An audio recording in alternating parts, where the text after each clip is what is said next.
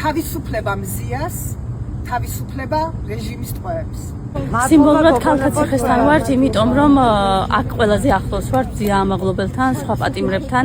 ჩვენ ვითხოვთ როგორც მზია ამაღლობელის და სინდისის პატიმრების, პოლიტპატიმრების გათავისუფლებას, თუმცა დღეს ერთი წელი სრულდება, რაც მზია ამაღლობელი არის უკანონო პატიმრობაში და სწორედ ამიტომ ვიმყოფებით აქ, რომ ხვალინდელ მზიას მხარდასაჭერ მარშს შევუერთდეთ და მოქალაქეებს მოვუწოდოთ, რომ შევუერთდნენ ამ მარშს, რადგან როგორც მზია ამბობს, იბრძოლეთ მანამ სანამ გვიანი არ არის.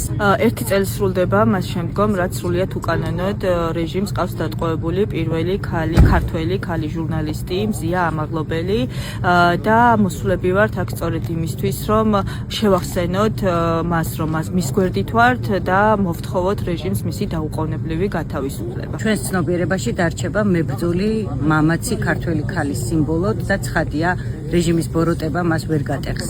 თუმცა ჩვენ ქალი პოლიტიკოსები ვალდებული ვართ მხარი დავუჭიროთ, სოლიდარობა გამოუთქვათ და რაც მთავარია, მისი მთავარი მესიჯი გავიზიაროთ. იბრძოლეთ სანამ გვიანი არ არის. ჩვენი გამარჯვება გარდაუვალია, მზიაც თავისუფალი იქნება და ეს ქვეყანაც დაუბრუნდება განვითარების სწორ გზას.